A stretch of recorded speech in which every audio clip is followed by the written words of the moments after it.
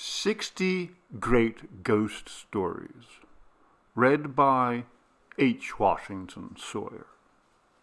Tonight's story, Ship in a Bottle, by P. Schuyler Miller.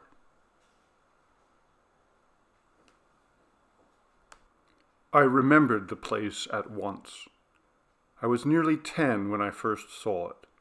It was with my father, on one of our exploring trips into the old part of town, down by the river. In his own boyhood, it had still been a respectable, if run-down district of small shops and rickety old frame houses. He had worked there for a ship chandler until he had money enough to go to college, and on our rambles we would often meet old men and draggled, slatternly women who remembered him. Many is the Saturday afternoon I have spent in the dark corner of some fly-blown bar, a violently colored soft drink untouched in the thick mug before me, while I listened to the entrancing flow of memories these strange acquaintances could draw up out of my father's past. It was on one of these excursions, shortly before my 10th birthday, that we came upon a street which even he had never seen before. It was little more than a slit between two crumbling warehouses, with a dim gas lamp halfway down its crooked length. It came out, as we discovered, near the end of the alley which runs behind the Portuguese section along Walnut Street. One side was a solid brick wall, warehouse joined to warehouse for perhaps 100 yards. On the other was a narrow sidewalk of cracked flagstones, and the windows of a row of shabby shops, most of them empty. We might have passed it, for we were on our way to the little triangular plot of grass under the old chestnut, where Grand and Beekman came down to the river, and the chess players meet to squabble amicably over their pipes and their beer of a Saturday night. But as we passed its river end, the lamp came on, and its sudden glow in the depths of that black crevice caught my eye. I pulled at my father's coat, and we stopped to look. I wonder now sometimes how and by whom that lamp was lit. The shop door was directly under the light. We might not have seen it otherwise, although I have a feeling it was meant to be seen. Even in the dark, it would have had a way of standing out. The flags in front of its door were clean, and the little square panes in its low front window shone. It had a scrubbed look, which grew even more apparent as we hurried towards it, past the broken stoops and dingy plate glass of its neighbors. It was my discovery, and, by the rules of the game, I was the first to open the door. But I stopped first to look at it, for it was a strange place to find in those surroundings. The street was old, but most of the buildings dated from the turn of the century, before the warehouses had gone up. They had the seedy straightness of the mauve era, corrupted now by the dry rot of poverty and neglect. But this place had a jolly brown look about it that went straight back into my picture memories of Dickens' London. It was like the stern of a galleon crowded between grimy barges. Its window, as I have said, was low and wide, with many little square panes of heavy greenish glass set in lead. The flagstones in front of it were spotless, and the granite curbing with its carved numerals, and even the cobbles out to the center of the lane, had been scrubbed until they shone. That, as we saw at first, was number 52, Manderley Lane. The street lamp shone down on its doorstep, but a warmer, mellower light was shining through the wavery old glass of its queer window. I think it was the first oil light I had ever seen. I know I pressed my nose against the clearest of the little panes to peer inside before I opened the great oaken door, and what I saw was enchantment. In the 4 years since my mother died and my aunt came to live with us, I had sat with my father in many a grimy little shop on these squalid back streets, and their dirt and stench and meanness no longer concerned me. I had come to expect it and to understand it. It was part of the setting in which these pinched and tired people lived out their lives. A few of them had come up in the world, as he had, chiefly through political maneuvering and other more questionable methods, but not many of them had lost the lean, wolfish look of hunger and suspicion which had become part of them, ingrained as children and nurtured in youth. Those who had at least were among my father's warmest friends. But this place was different. That was fairy. It was the old curiosity shop. It was the shop of Stockton's magic egg. It was all the wonderful places I had found in the dark old books in my father's library, rolled up into one and brought alive. It was deep and broader than seemed possible from outside, with a wide oak counter running from front to back along the left-hand side. A great dim tapestry full of rich color and magic life hung on the right-hand wall next to the door. The floor was of wide pine planks sanded white. The ceiling was low and ribbed with heavy beams, and the scent of pine and oak were part of the wonderful rich odor which welled up around me as I opened the big door and stepped inside. It was a fairy odor, as the shop was a fairy shop. It had all the spices of the Orient in it, and sandalwood and myrrh. It had mint and thyme and lavender. It had worn leather and burnished copper and the sharp, clean smell of bright steel. It had things a boy of 9 could remember only from his dreams. Behind the broad counter were cupboards with small paned glass doors, through which I could dimly make out more wonders than were heaped upon the worn red oak. 3 ship's lamps hung from the ceiling, and their yellow light and the light of a thick candle which stood in a huge hammered iron stick on the counter were all that lighted the place. Their mellow glow flowed over the sleek bales of heavy silk and swatches of brocade and crimson velvet, picked out the fantastic patterns of deep-piled carpets heaped against the wall under the tapestry, and caressing the smooth curves of joyously shaped porcelains in ox-blood and deep jade. They half hid, half showed me the infinite marvels of an intricately carven screen in ebony and ivory, which closed off the rear of the store, and the grotesque drollery of the figures on a massive chest which stood before it, of a family of trollish marionettes dangling against it, and of a set of chessmen which stood, set out for play, on a little taboret of inlay and enamel. These chessmen my father saw, and went to them at once, while I was still moving in sheer wonder from one thing to another, drawing the scent of the place into my lungs, letting my hungry fingers stray over all the strangeness spread out for their enchantment. The men were of ivory, black and red, and of Persian workmanship. I have them yet, and men who should know say that they are very old and fine. Have I said that as I pushed open the great door, a silver bell tinkled somewhere in the depths of the shop? I forgot it at once in the marvels of the place, and so it was with a thrill almost of panic that I realized that the proprietor was watching us. I don't know what I had imagined he would be like, a wizened dwarf, perhaps, racked over with years and full of memories, or a bearded gnome of a man as jolly as his shop front and as full of sly magic as its interior. We read much the same sort of thing then that children do now, although my taste in melodrama may have been a bit old-fashioned. Instead, this was a huge man, a brown man with a puckered line of an old scar slashing across his throat and cheek, a man weathered by sea and wind, who would make 2 of my father and have room enough left over for a boy as big as myself.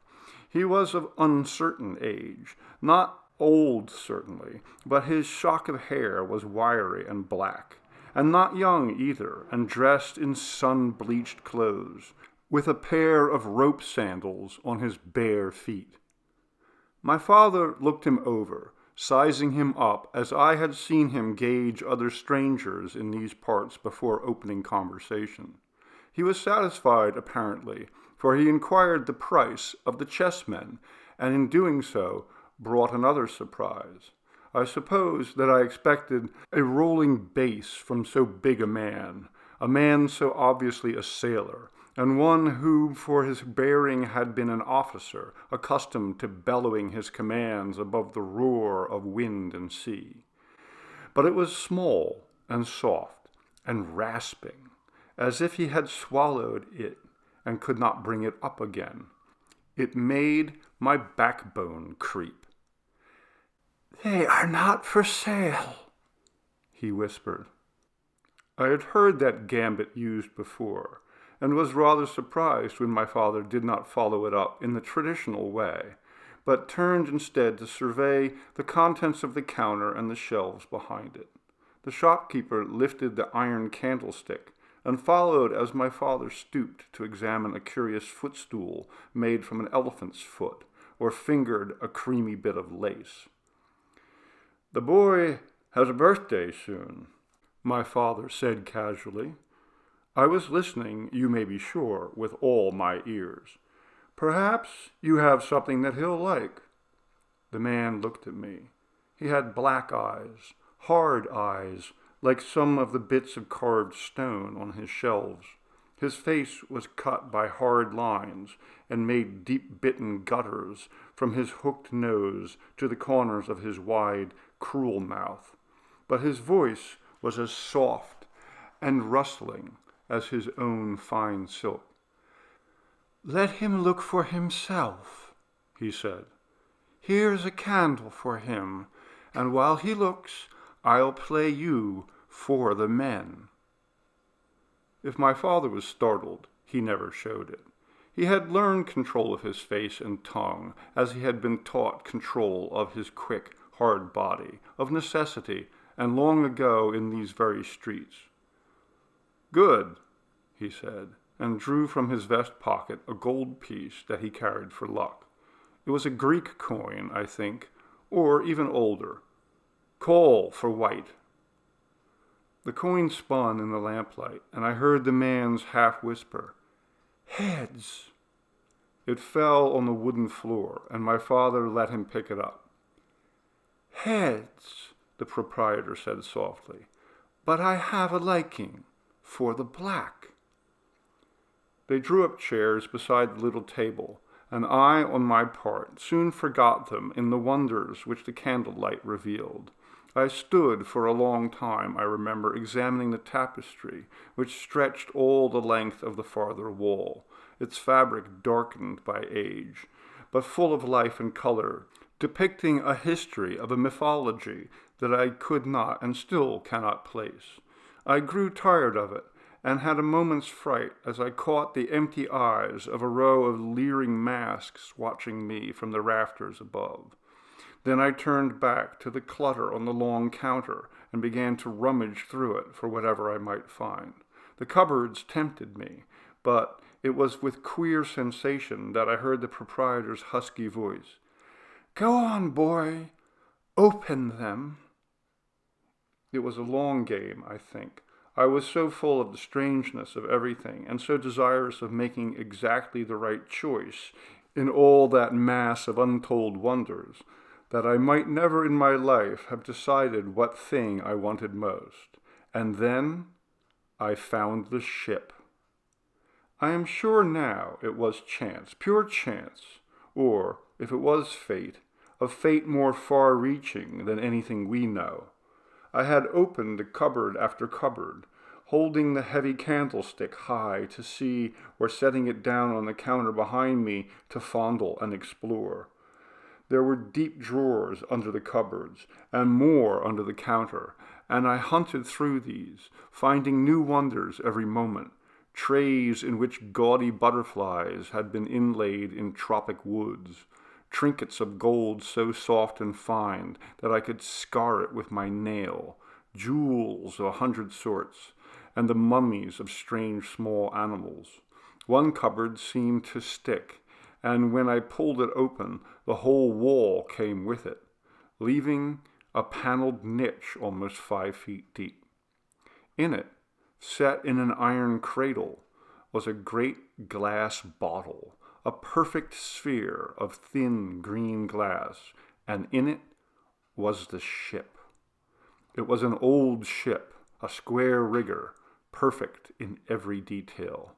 Most ship models that I had seen in waterfront shops were small and rather crude, stuffed into rum bottles or casual flasks, which had happened to come the maker's way, with more ingenuity than pride of craftsmanship.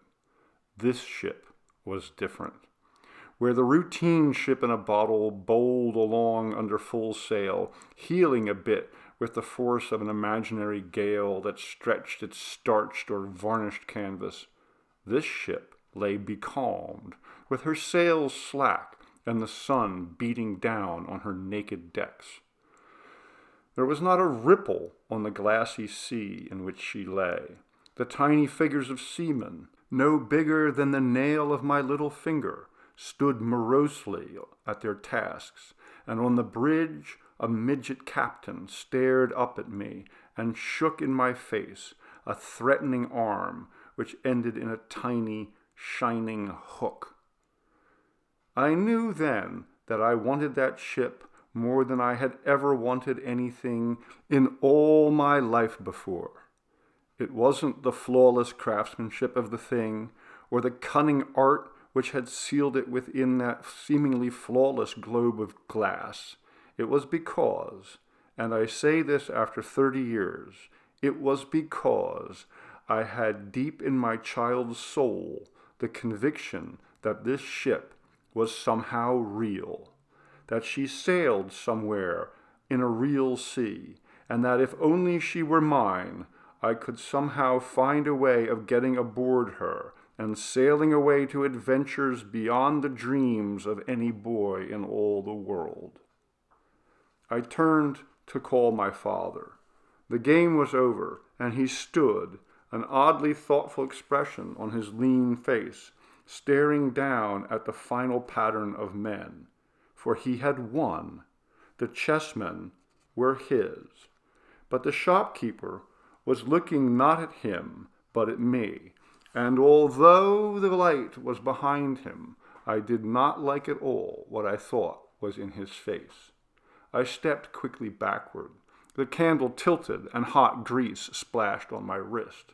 I think my elbow hit the open cupboard door as I jerked it back, for I felt it give and heard it close. Then, with tigerish speed, the brown man was across the shop, leaning across the counter. He pulled it open, and there was no ship there. I thought there was a threat in his strange, hushed voice. "Well, boy," he whispered, "your father's beaten me. What do you want?" I set the candle down between us and backed away. I wanted nothing more at that moment than to get out into the street again, where there were lights and people and my father. All the wonder of the place was swept away in an emotion that was as much guilt as fear, as though I had pried into forbidden things, for that was in his voice. "Nothing, sir," I told him. Nothing at all." "Nothing?" It was my father. "Nonsense, Tom. Don't be a fool. This is a wonderful place. I've done this gentleman out of some very valuable chessmen. We must give him a chance at us. Now, what do you want?" It was queer how his being there changed everything. There was no more fear, and there was no reason at all for feeling guilty. A kind of defiance grew up in me in their stead. I looked straight into those hard black eyes and answered, "I'd like a ship, I think. A ship in a bottle." That's almost all, except that I got a ship. I had asked for one, and my father, feeling rather odd at having won so valuable a prize, insisted that I choose. I made a long business of it, hunting all the shelves and through all the cupboards, and at last I chose a frigate that I realize now was a masterpiece for all of its lifeless, straining sails and plaster wake. But there was no becalmed clipper with sun-drenched crew, hung in a green bubble as broad as my arms could span. And for a good many years, after we had moved to another town, and I had found a new school and new friends, and eventually work, I wondered why. I knew the street at once when I saw it again. I had been looking for it, as a matter of fact, not actively, but in a casual sort of way as I walked the old streets along which I had trotted with my father 30 years before. They still played chess of a summer night in the little park where Beekman meets the river. But the players I had known were gone. People in those parts do not forget so easily, though, and I talked of old times and agreed that the new ones were decadent and drab. It was near midnight of a glorious night full of stars, so I turned naturally to the riverfront and strolled along the empty street with only my shadow for company, listening to the slow echo of my footsteps and thinking of nothing at all but the night. The street lamp threw a band of light across my way, a little brighter than the starlight. At the same moment, I stepped down from the curb and felt uneven cobbles underfoot, and somehow the two combined to break through my reverie and bring my memory up through the veil of years. I looked up, and there it was. In 30 years, the lane had grown dingier and darker. The patch of scrubbed flagging stood out even brighter than it had that night when I was nearly 10. One of the warehouses had burned down some years before, and the brick escarpment which walled the alley on the left was crumbling and broken, with the black bones of charred timbers standing up against the night. The houses I passed were dead and boarded up. The shop fronts were broken, and the doors of 3 or 4 sagged open. But as I came to number 52, it was as though nothing had changed, nothing, in 30 years. There was the same big window of heavy leaded panes, so old and flawed that it was hard to see through them. There was the same mellow lamplight shining out into the street, and the same great door with its massive iron latch. And as I had 30 years before, I opened it and stepped into the shop. The little bell tinkled as the door opened, a silver bell, it seemed, deep inside the shop. My footsteps rang on the scrubbed pine floor, and the light of the 3 ship's lamps shone on the great tapestry that covered the right-hand wall, and on the counter and the cupboards to the left. Under the center lamp, close beside the counter, was a little table of inlay and red enamel, and on it were a chessboard and chessmen, ivory, black and red. I looked up from them, as I had 30 years before, and he stood there. I think he knew me. I resemble my father, and it may have been that, but I think that he knew me. As it happens, I am not my father, and the game we played that night was a very different one. "You are looking for something, sir?" It was the same soft voice, small and husky, trapped in his scarred throat. I had heard it often in my dreams during those 30 years, and he was the same, even to the clothes he wore. I could swear to it. He repeated his question, and it was as though those 30 years had dissolved, and I was a boy of 9 going on 10, who stood half frightened, half defiant, and answered him. "I'd like to see a ship, I think. A ship in a bottle." He might have been carved out of wood, like one of his own fetishes, but his voice was not quite as soft and ingratiating as I remembered it. "I am sorry, sir. We have no ships." I had changed the opening of the game, and the play was changing too. Very well, it was my move. "I'll look around, if you don't mind. I may see something that I like."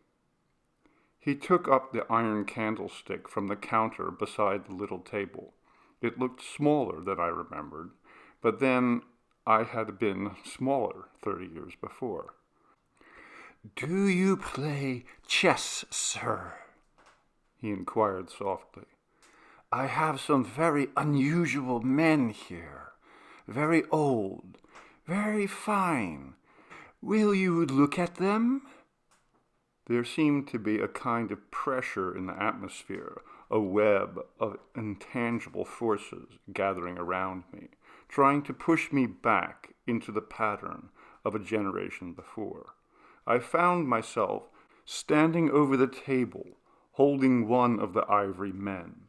So far as I could tell, they were identical with those my father had won. I had them still at home, all but one knight, which had been lost. "Thank you," I said.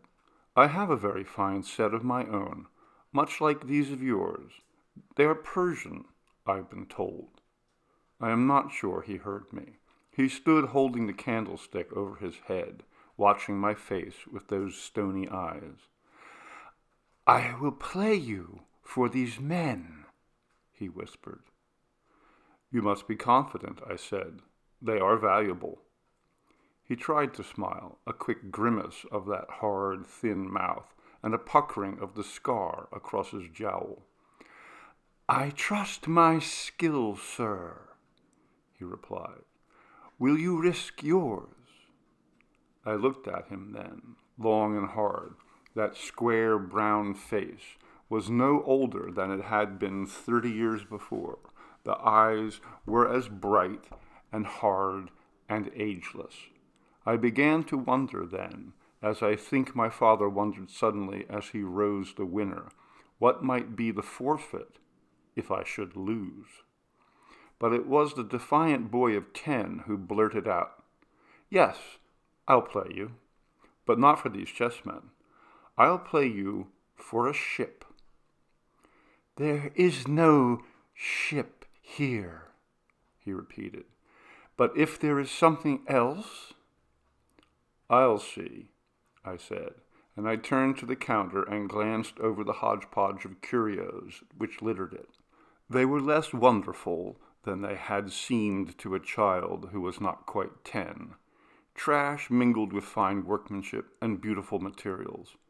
I opened the door of a cupboard, and it seemed to me that the objects on the shelves were exactly as I had replaced them 30 years before. I pulled open a drawer, and the same colors and patterns of grotesque shells and gaudy butterflies came welling up in my memory. I turned to him, then took the iron candlestick. It seemed complete, a kind of circuit to me, to drop the missing piece into the jigsaw that I was shaping in my mind. Time melted away around me, and I was moving down the line of cupboards, opening one after another, touching the things in them quickly with my fingers as I held the candle high. This time the brown man was close beside me, and then I knew suddenly that this was it. I tugged at the cupboard door, and it stuck.